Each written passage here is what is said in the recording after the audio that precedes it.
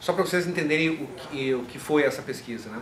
Eu acho que há algumas coisas nela que são bem interessantes. A primeira delas é essa partezinha de baixo aqui, vocês estão vendo, que é quem financiou a pesquisa. E quem financiou a pesquisa foi o Sindicato das Polícias, né, do Rio Grande do Sul. A gente não conseguiu envolver o pessoal da Polícia Militar, eles têm várias associações e, enfim, acabaram não tendo muito maior interesse nisso, mas a UGIRM, que é o Sindicato da Polícia Civil, dos inspetores, enfim, da polícia, foi o nosso principal parceiro. O Sindicato da Polícia Federal, né, nos ajudou muito, e a Polícia Rodoviária Federal também. Então é uma pesquisa que não é cara, enfim, não é um custo enorme, mas para nós seria impossível fazer sem esse financiamento, e os sindicatos bancaram. O que eu acho muito bacana... passar mais ou menos o montante do investimento? Alguma coisa em torno de 80 mil reais, mais ou menos, que foi cotizado entre os três, né? E o que foi bárbaro, porque a gente não teria dinheiro para fazer, né? Como é que a gente faz? Nós somos um instituto de pesquisadores, né, e que trabalham com várias pesquisas, a gente precisa de campo, né? A gente precisa de alguém para ir a campo.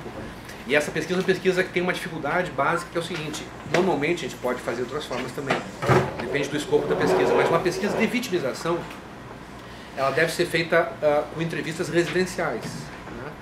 Por que entrevistas na casa das pessoas? Porque são questionários muito grandes, em geral, muito extensos. Você não consegue pegar a pessoa na rua, entendeu? Já, vamos parar um pouquinho aqui para conversar. Não. Uma entrevista que dura, sei lá, uma hora e meia, dependendo das respostas afirmativas. Nesse caso, ainda com mais força, porque essa pesquisa, como foi a primeira em Porto Alegre, foi a primeira pesquisa feita em Porto Alegre, a gente bolou um questionário que era muito mais amplo do que se faz em geral em pesquisa de vitimização. Esse questionário tinha 150 perguntas. Estou vendo assim, a impressão. Sim, não precisa ser isso. Não precisa ser isso. A gente fez propositalmente porque a gente queria medir outras coisas, né, que para nós era importante para saber, para conhecer.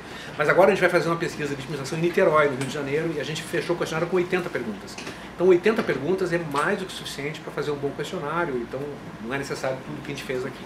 Mas queria ressaltar a participação dos sindicatos das polícias, que é uma nova geração de policiais que pressente assim, o problema, a necessidade de mudança, e está apostando muito na relação com a gente, na interação com a ciência. Eu acho que isso é muito importante para nós, foi muito honroso assim, contar com esse financiamento, né? Vamos ver então. Bom, isso aqui a gente viu de manhã, tá só para quem não estava, mas enfim, o problema fundamental das pesquisas é tentar estimar a subnotificação, a quantidade enorme de crimes que acontecem que não são registrados, medir tendências criminais. Nós trabalhamos nessa pesquisa também com a percepção das pessoas sobre as polícias, Polícia Civil e Polícia Militar. A gente procurou avaliar, vou mostrar para vocês, e medimos também o medo do crime, né, a sensação de insegurança.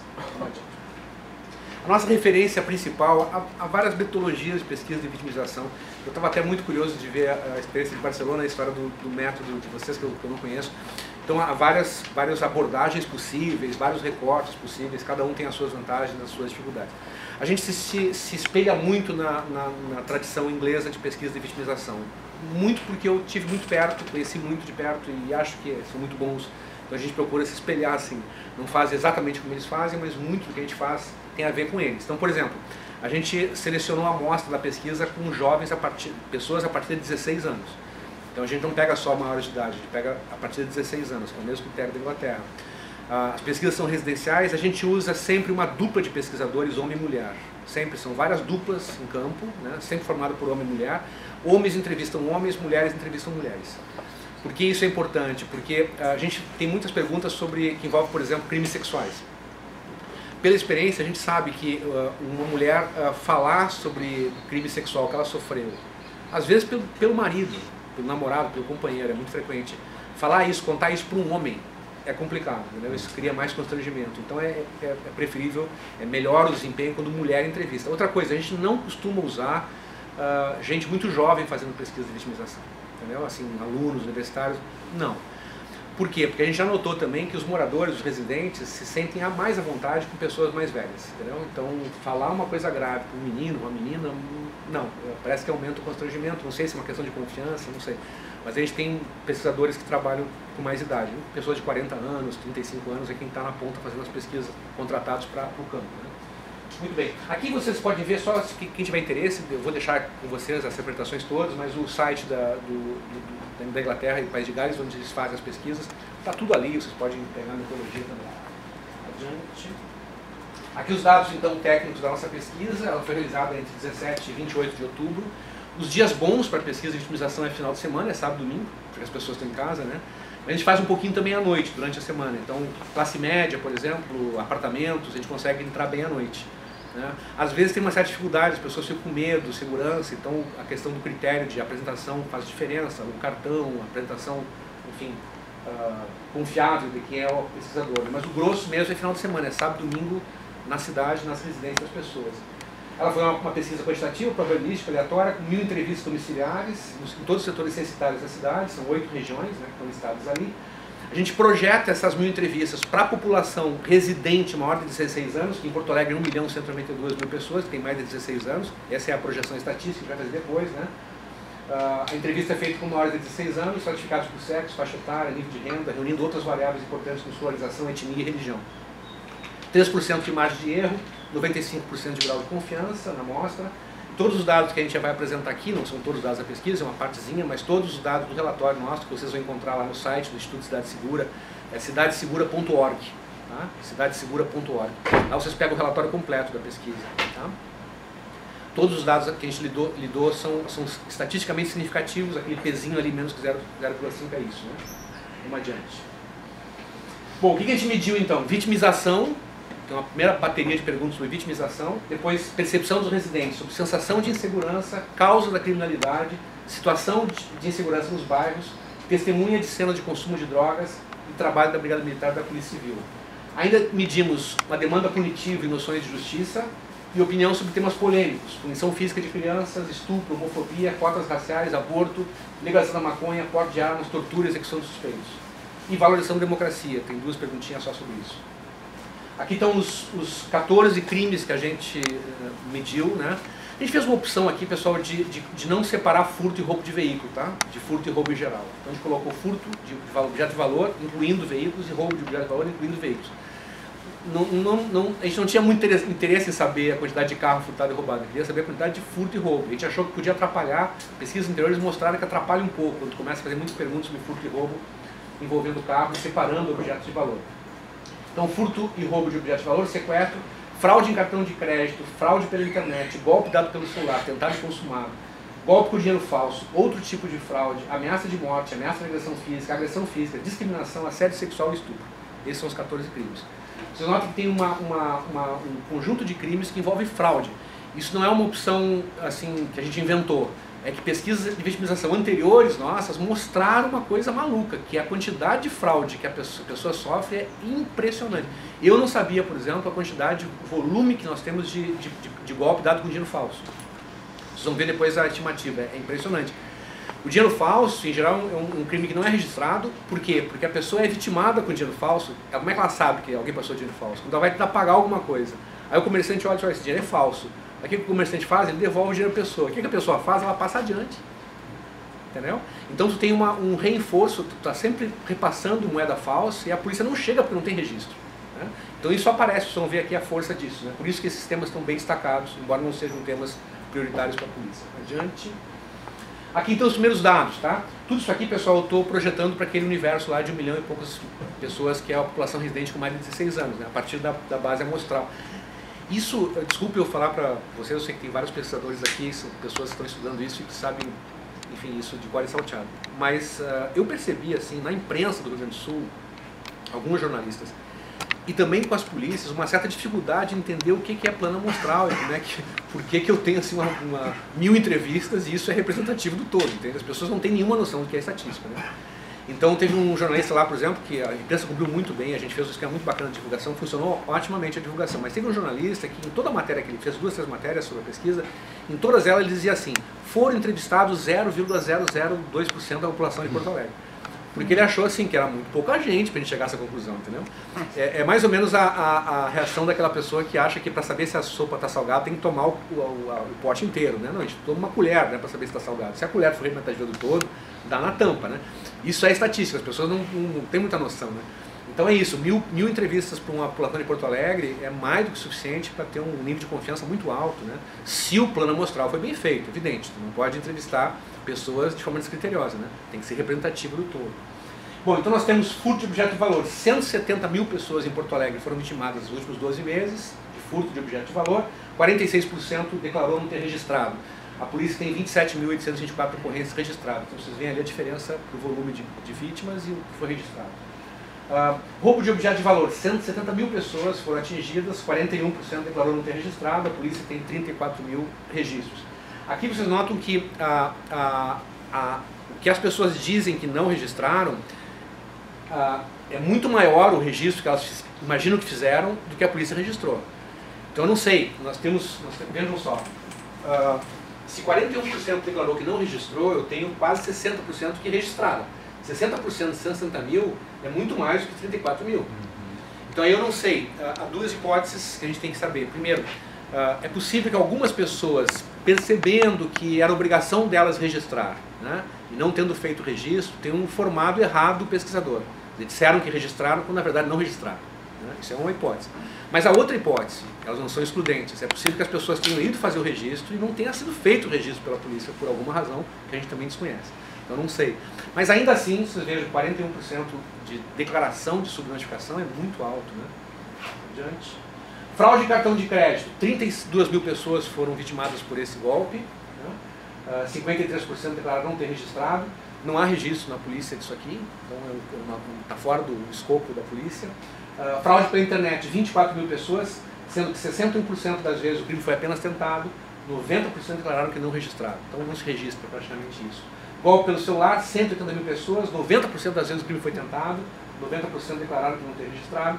Dinheiro falso, agora vejam aqui o dado, é impressionante isso.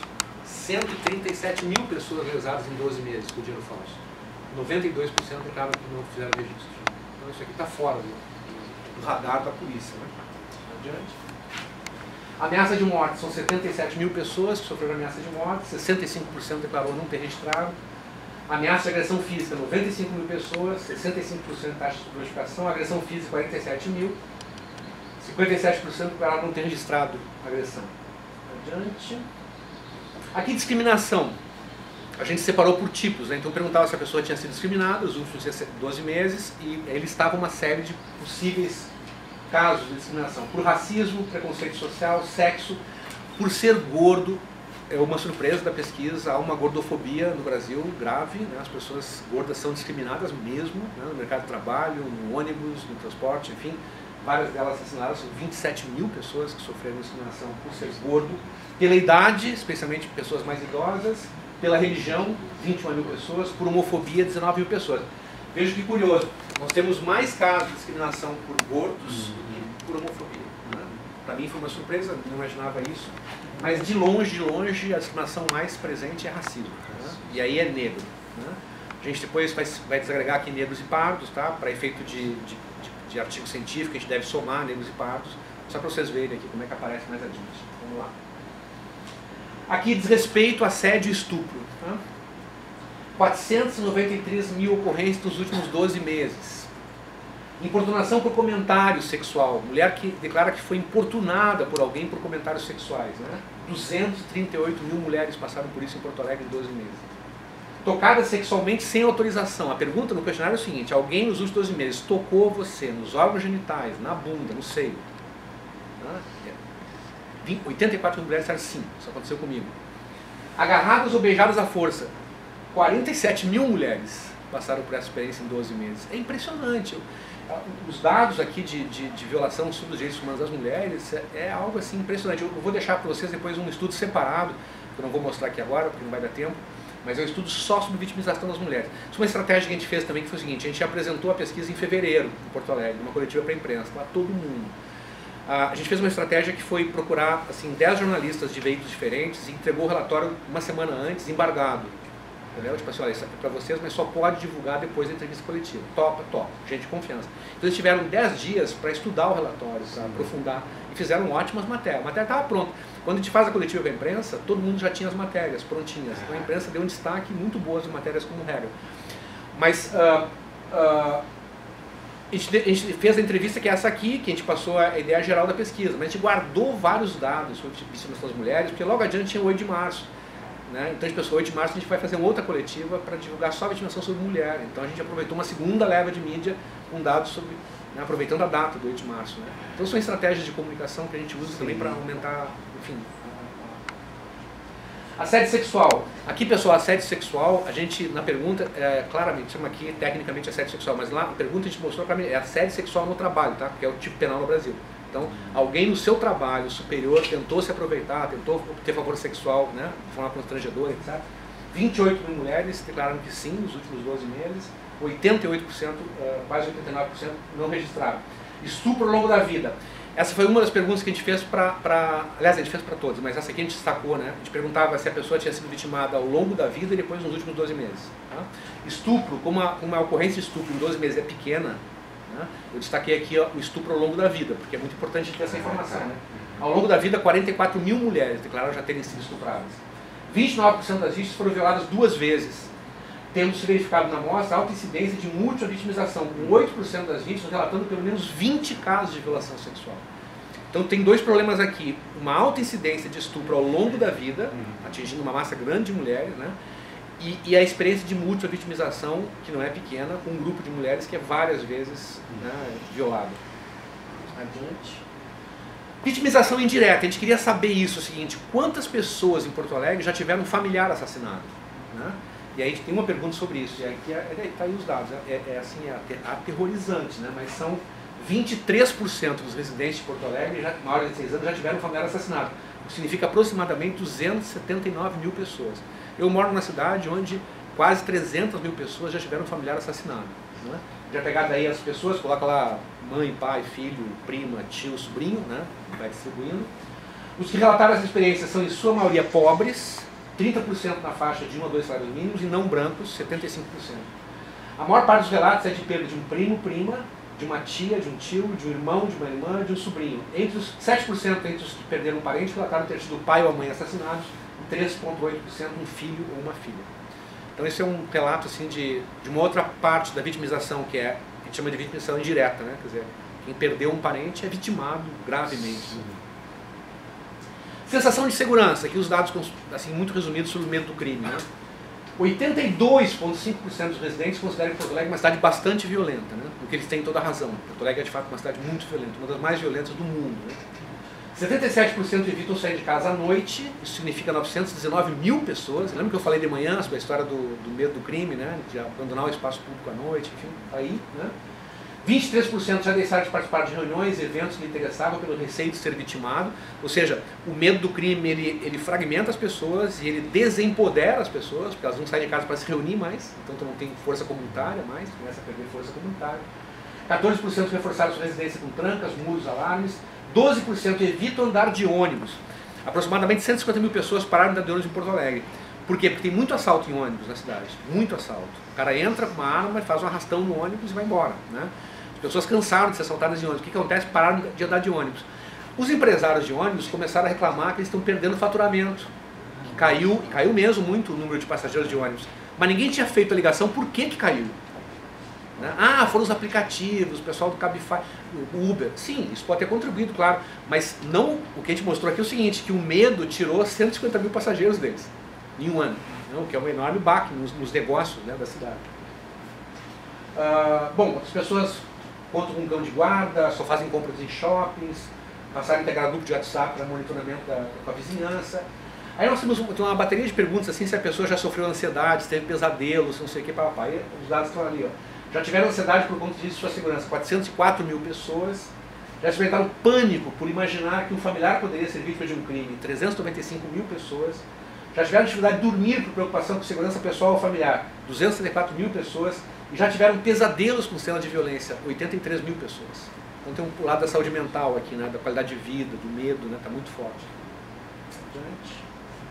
Bom, aqui a gente perguntou para as pessoas se elas tinham já visto, presenciado várias cenas, né? Por exemplo, venda de drogas, boca de fumo, pessoas carregando fuzis ou armas na sua região, né? Os dados estão aí, é algo assim aterrorador também. 83% dos entrevistados relataram ter presenciado consumo de drogas ilícitas em Porto Alegre nos últimos 12 meses. O que significa aproximadamente 1 milhão de pessoas.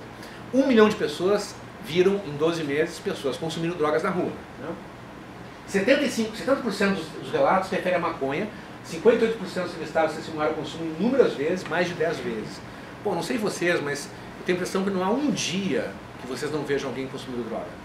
Não sei, eu não tenho um dia que eu não vejo alguém. Porque tu está em contato com a juventude, está caminhando perto da tua casa, está na universidade, tem sempre alguma situação, é disseminado o consumo, né? Não é uma coisa de pouca gente, né? 72% dos residentes maiores de 16 anos são adolescentes consumindo bebidas alcoólicas em Porto Alegre. Então o tema de bebida alcoólica para adolescente aparece com muita força também, né? Que é aproximadamente 870 mil pessoas. 18,8% dos residentes relataram a existência de pontos de venda de drogas ilegais em seu bairro. Então vejam, pessoal, 224 mil pessoas em Porto Alegre sabem onde tem boca de fumo. Só quem não sabe é a polícia não sabe onde tem boca de fumo. Dá para acreditar nisso? 12,4% dos residentes, são 144 mil pessoas, relataram ser comum em seu bairro a presença de pessoas armadas com fuzis. Isso aqui é barra pesadíssima. A gente vai ver, né, onde é que vem essa informação, é de fato de regiões conflagradas, na disputa pelo tráfico, etc. Bom, aqui tem um tema de perturbação do sossego. Tem várias perguntas que envolvem perturbação do sossego, né? Separei para vocês aqui algumas, né? 42% dos entrevistados, cerca de 500 mil pessoas, relataram que na região onde moram é frequente ouvir tiros de arma de fogo, né? 28% dos residentes foram perturbados nos 12 meses por arruaça ou música alta. Então, todo esse universo aqui está fora do radar da segurança pública. Quem é que cuida disso, né? O cara que não consegue dormir é trabalhador, tem que trabalhar de manhã cedo, levantar cedo e não dormiu a noite inteira porque tem um cara do lado ouvindo música alta. Isso é um problema ou não é um problema? Claro que é um problema. Né? É um problema que ninguém a rigor cuida, né? Adiante. E aqui, pessoal, a parte mais polêmica do nosso estudo lá, a Secretaria de Segurança, as polícias receberam com muita desconfiança e assim, eles ficaram muito atrapalhados com a pesquisa, porque não tinha como bater na pesquisa, não há como contestá-la, a pesquisa é muito consolidada, assim, né? Mas também eles ficaram contrariados basicamente com isso aqui. O que a gente fez?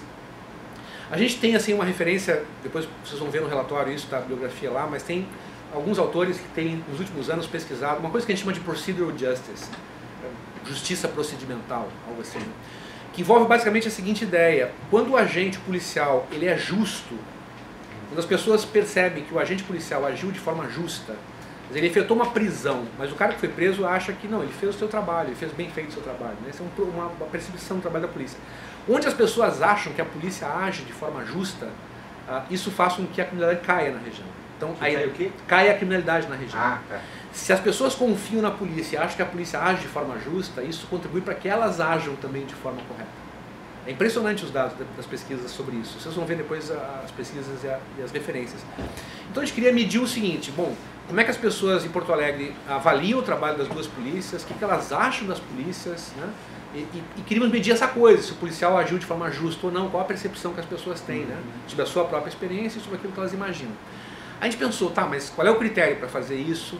Bom, fomos procurar na bibliografia especializada desses estudos as perguntas que a gente adaptou, são muito parecidas com os estudos internacionais, né? Mas também a gente adotou um procedimento, poderia ser outro, mas eu adotei propositalmente o seguinte procedimento: não vamos considerar as perguntas das pessoas que foram apenas abordadas pela polícia, porque a abordagem da polícia traz um problema, porque eu não sei se a pessoa que foi abordada não era suspeita da prática de um crime, poderia ser suspeita da prática de um crime, de repente essa pessoa reclama da polícia e isso vai desqualificar o estudo. Então a gente trabalhou basicamente o seguinte: a gente mediu a avaliação das pessoas que procuraram as polícias.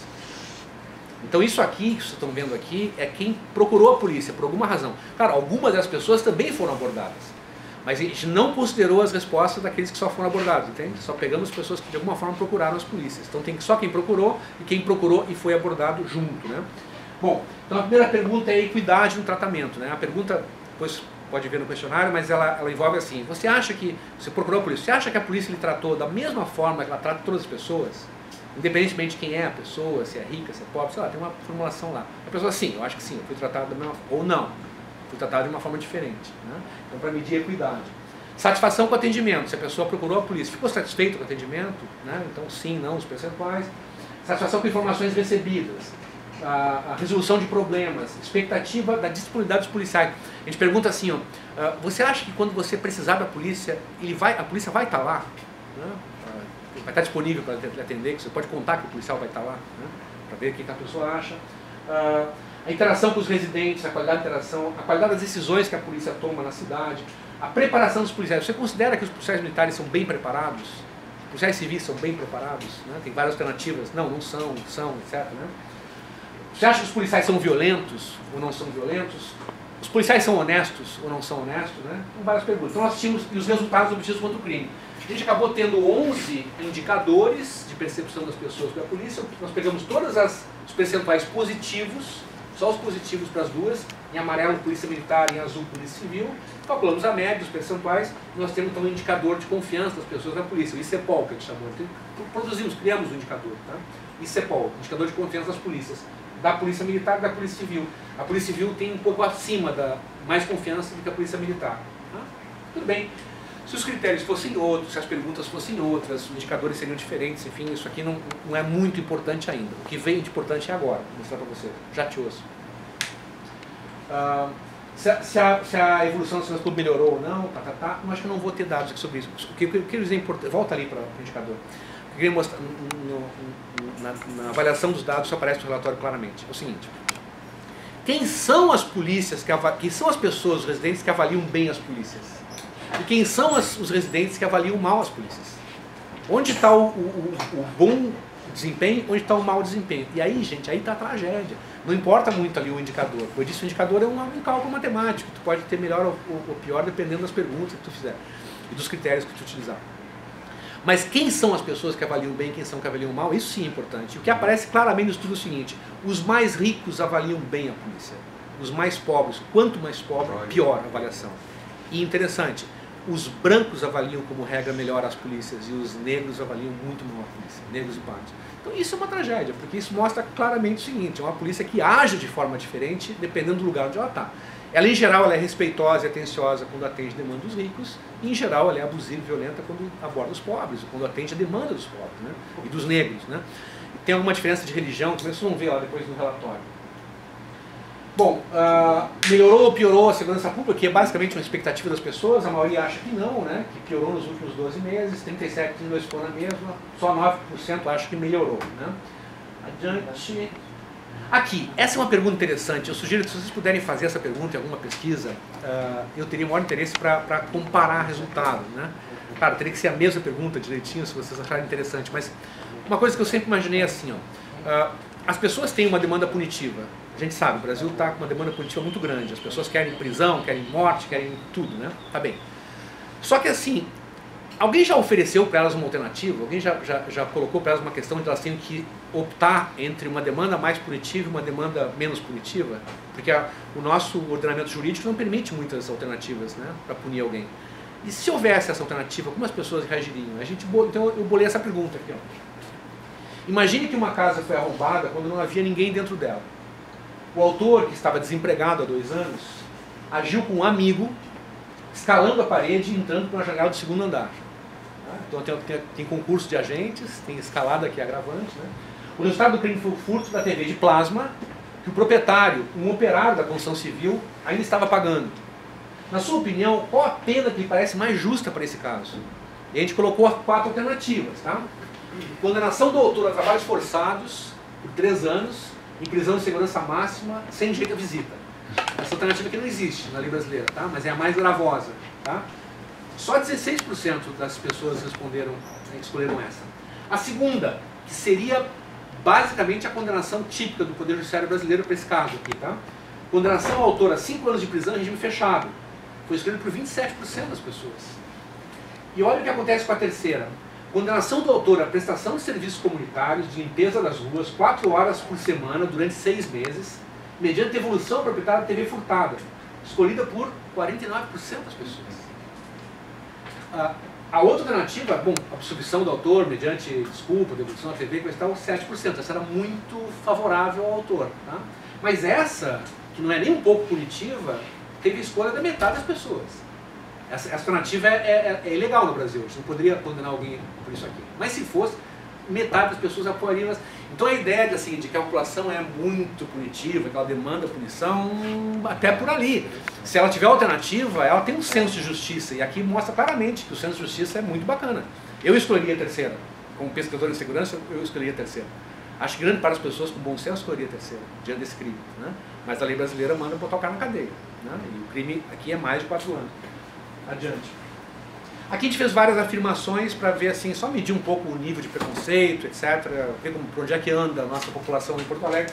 Primeira pergunta: crianças podem e devem ser educadas sem que os pais batam nelas? Legal, 74% disse que sim, concorda com a frase, né? Só 25% discorda. Esse é um tema que eu me envolvi no passado muito, essa história da punição física sobre as crianças. Quando eu era deputado, eu apresentei uma ideia de acabar com a punição física sobre crianças e tal. Fui quase linchado no Rio Grande do Sul, as pessoas achavam que era um direito os pais baterem nas crianças. O Brasil mudou nos últimos 15, 20 anos, esse tema passou a ser um tema diferente, tratado de forma diferente. A pesquisa mostra isso. Adiante. As situações onde algumas mulheres se comportam de tal forma que é como se estivessem pedindo para serem estupradas. Tá? Isso repete assim, o que acontece no Brasil. 63% discordam, mas vejam vocês, 37% diz que sim. Né? E aqui, gente, o mais complicado é que a maioria dos que dizem que sim são mulheres. Há mais mulheres concordando com isso do que homens concordando com isso, o que é assim horrível, mas enfim, é verdade. Adiante. Cotas raciais que beneficiam pessoas negras no mercado de trabalho ou no acesso ao ensino superior são equivocadas e expressam um privilégio racista. 45% discordam, 55% concordam. A gente está perdendo essa batalha, pelo menos no Rio Grande do Sul, né? Não sei aqui em Santa Catarina, mas a ideia das cotas raciais não gera consenso, ela divide a opinião e aqui, infelizmente, a maioria é contra a cota racial. Gays e lésbicas são, como regra, pessoas que mantêm uma vida promíscua. 72,7% discordam, o que é outra coisa muito importante. Acho que o Brasil mudou também, ou está mudando nisso, né? A gente tem homofobia, mas a homofobia, me parece, é quase que uma reação desesperada a esse avanço. A maioria das pessoas hoje tem uma clara posição favorável aos direitos civis de gays e lésbicas, o que não tinha no passado. Né? Enfim. Um dos problemas mais sérios do Brasil é a violência que acompanha o tráfico de drogas. Para superar esse problema, o Brasil deveria debater a possibilidade de legalizar pelo menos a maconha. Eu fiquei muito animado ao saber que essa pergunta divide a opinião pública lá. 50% é favorável, 49% é contrário. O tema da legalização da maconha não era no passado tão assim amplamente apoiado. Hoje tem espaço para essa discussão no Brasil. Né? Adiante. Quando um traficante ou algum criminoso perigoso é preso, não deveria haver problema legal se a polícia o matasse. Essa aqui é a história do bandido bom, bandido morto, né? Que eu formulei mais concretamente aqui. 52% concordam. Está mais ou menos meio a meio dividido. É muito ruim. Pode ser parente dele, né? Sim, se não for parente dele. Está muito dividido, isso aqui é muito ruim. Mas vejam vocês como é complexo. Vamos ver a outra. Se o Brasil aprovar uma lei permitindo que as pessoas andem armadas nas ruas, teremos muito mais morte do que temos hoje. 63% concorda com essa afirmação. Então o cara, ele acha que pode matar o suspeito, né, o traficante, não tem problema se matar, mas é contra que as pessoas andem armadas, tá? O que é positivo. E a outra agora é mais interessante. Sim, aqui. Em alguns casos deveria ser permitido que a polícia torturasse suspeitos para que eles revelassem informações importantes.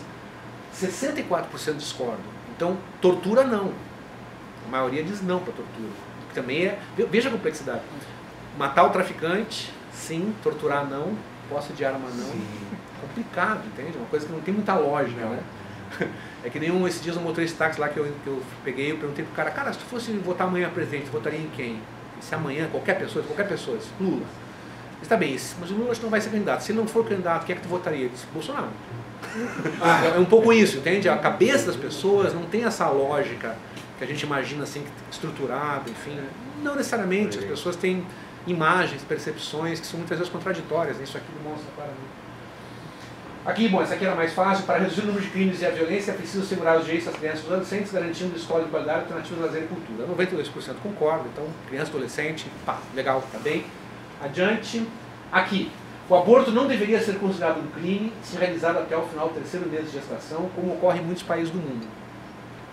54% discordam, 44% concordam. Né? Aqui, de novo, entre os que discordam, a maioria são mulheres. É surpreendente, mas há uma opinião conservadora mais presente entre mulheres que entre homens, né, em relação ao aborto. E aqui as duas perguntas finais sobre questão de democracia e tal, que eu acho interessante. A democracia, mesmo com seus problemas e limites, é o melhor sistema de governo. 74,8% concorda com isso, então essa coisa de ditadura no Brasil não é assim que as pessoas acham. Né? E a outra que eu achei mais interessante é essa. O futuro do Brasil dependerá muito de como votarão os eleitores. 85,7% concordam.